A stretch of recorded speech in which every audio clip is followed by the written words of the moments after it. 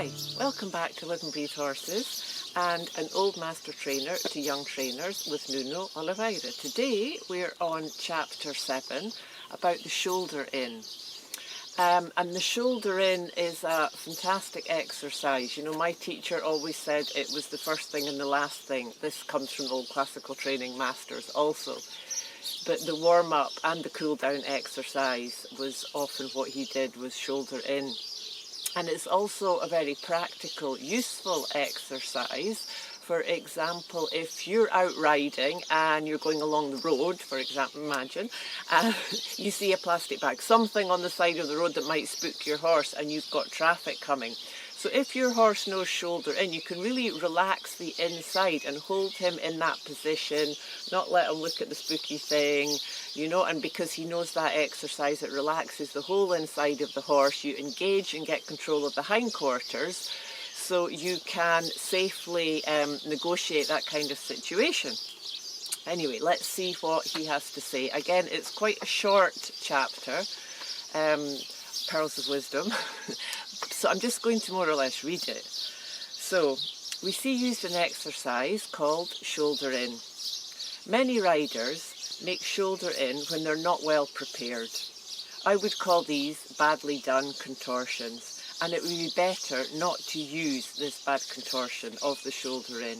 It would be more useful if you cannot execute a correct shoulder in to stay in the very simple exercise of circles well done geometrically. Riders most of the time begin the exercise of shoulder in the beginning by activating the inside rein, and this is incorrect.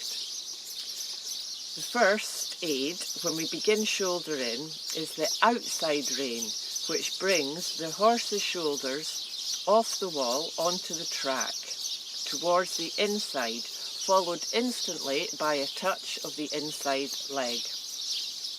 It's only when the outside shoulder of the horse is on the inside track that we take the angle which is suitable for each horse at each level of dressage. Some horses need more flexion towards the inside and some less.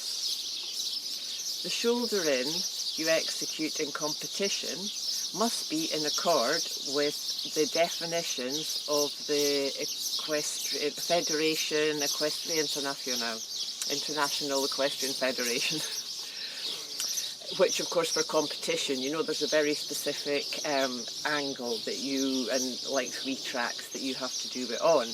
But the shoulder in which you work your horse at different levels of dressage is conditioned by the needs useful to that horse at that stage of education and suppleness. I mean, it is after all a suppling exercise, so the more you practice, the more supple, the more position you can ask for. Sometimes he feels good, and you can ask for more than on other days. So here, this is, you know, bringing out again that feel of paying attention to the moment and seeing what you have on that day, you know, with you and your horse, and not ask for more than you're capable on that day. And maybe it's something completely different that you need to leave this thing that's not working and come back to it on a better day.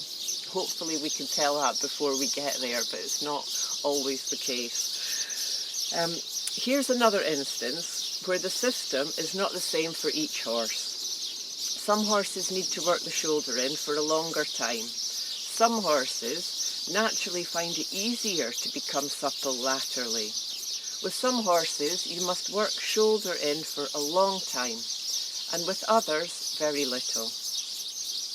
Certainly, for several centuries, many riders practice shoulder in without calling it so. Of course, it's de la Guernière who has defined the theory of the shoulder in.